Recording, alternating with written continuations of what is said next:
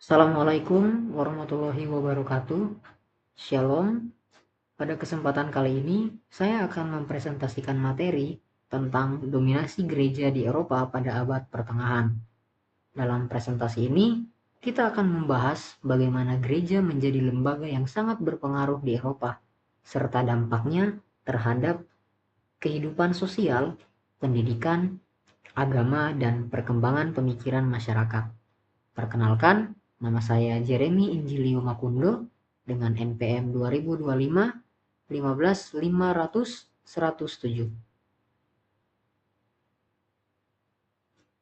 Latar belakang. Sejak sekitar abad ke-6, agama Kristen berkembang dengan sangat pesat di Eropa. Seiring perkembangan tersebut, gereja tidak hanya berfungsi sebagai lembaga keagamaan, tetapi juga menjadi pusat kekuasaan yang mempengaruhi hampir seluruh aspek kehidupan masyarakat. Para pendeta memiliki kedudukan yang tinggi, dan masyarakat pada umumnya sangat patuh terhadap ajaran maupun aturan yang ditetapkan oleh gereja. Bentuk dominasi gereja. Dominasi gereja terlihat dari besarnya pengaruh yang dimilikinya dalam kehidupan masyarakat. Gereja memiliki otoritas keagamaan yang sangat kuat dan seringkali ikut memengaruhi kebijakan pemerintahan. Selain itu, gereja juga berpengaruh dalam bidang ekonomi, serta menjadi penentu norma dan nilai yang harus dipatuhi oleh masyarakat. Dominasi dalam pendidikan. Dalam bidang pendidikan, kesempatan belajar pada masa itu sangat terbatas. Pendidikan umumnya hanya dapat diakses oleh pendeta dan calon pendeta. Akibatnya, sebagian besar masyarakat tidak memperoleh pendidikan yang memadai. Materi pembelajaran pun lebih berfokus pada ajaran gereja dan pelestarian tradisi yang sudah ada daripada pengembangan ide-ide baru. Dampak terhadap ilmu pengetahuan. Kondisi tersebut berdampak pada perkembangan ilmu pengetahuan. Kebebasan berpikir menjadi terbatas karena pemikiran yang berbeda sering dianggap bertentangan dengan ajaran gereja.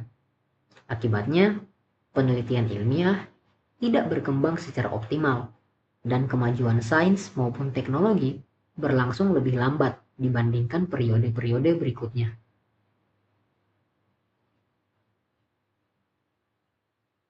Dampak sosial. Dalam kehidupan sosial, masyarakat terbagi ke dalam beberapa golongan yang memiliki perbedaan status yang cukup besar. Kelompok penguasa menikmati kemewahan dan berbagai hak istimewa, sedangkan kelompok masyarakat bawah, terutama petani dan buruh, harus bekerja keras dengan kondisi yang kurang menguntungkan. Hal ini menyebabkan kesenjangan sosial yang cukup mencolok.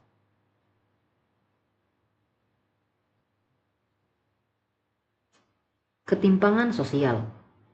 Ketimpangan sosial yang terjadi semakin memperkuat perbedaan antara kelompok atas dan kelompok bawah. Banyak petani dan buruh tidak dapat menikmati hasil kerja mereka secara adil, karena sebagian besar keuntungan dikuasai oleh golongan elit. Situasi ini menimbulkan berbagai permasalahan sosial dan berpotensi mengganggu stabilitas masyarakat pada masa itu.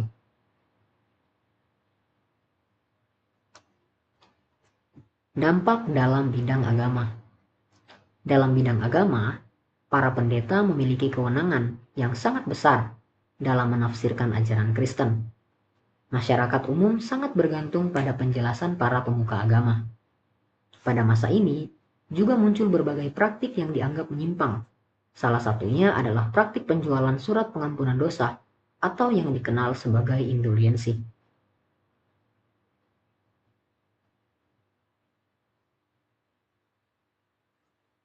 Pembatasan arus pemikiran. Arus pemikiran pada abad pertengahan juga sangat dipengaruhi oleh gereja. Apa yang dianggap benar oleh gereja biasanya diterima sebagai kebenaran oleh masyarakat. Orang yang mengkritik atau memiliki pandangan berbeda dapat dianggap sesat dan bahkan menerima hukuman yang berat. Karena itu, perkembangan pemikiran kritis menjadi sangat terbatas.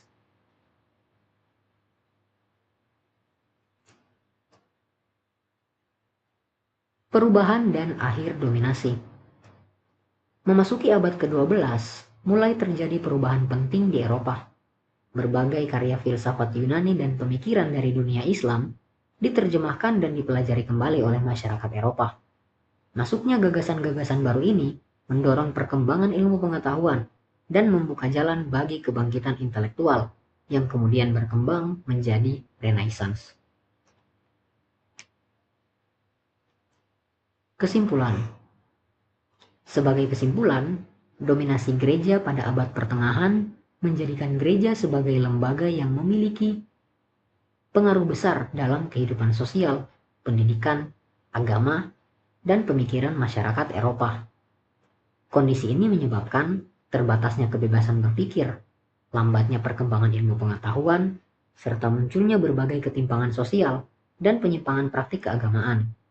Namun, masuknya pemikiran dari dunia Islam dan warisan filsafat Yunani pada abad ke-12 mulai membuka jalan bagi kebangkitan intelektual yang kemudian mendorong lahirnya Eropa modern.